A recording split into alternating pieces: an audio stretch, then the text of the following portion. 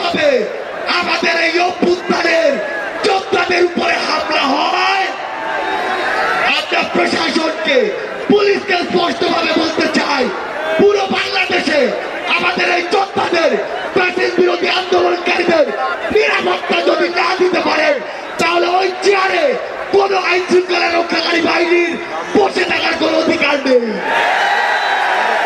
আমরা স্পষ্ট করে শুধু একটি কথাই বলতে চাই, আমরা এই অন্তর্বর্তীকালীন সরকারের কাছে আমরা এই গণহত্যার বিচার চাই।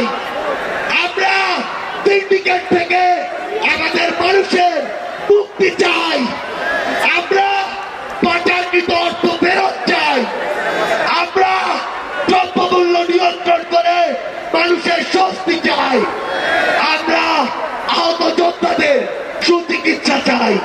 পরিশেষে শুধু একটি কথাই বলবো, যে শব্দ নিয়ে এত মানুষ রক্ত দিয়েছে, এত মানুষ জীবন দিয়েছে, যে কেউ সেই সচিবালয়ে বসে হোক, পুলিশে বসে হোক, অন্য কোথাও বসে হোক, যদি সেই শব্দের সাথে, স্পিরিটের সাথে বিন্দুমাত্র বিশ্বাসঘাতকতা করার চেষ্টা করে, তাকে সমূলে উৎপাদিত করতে হবে।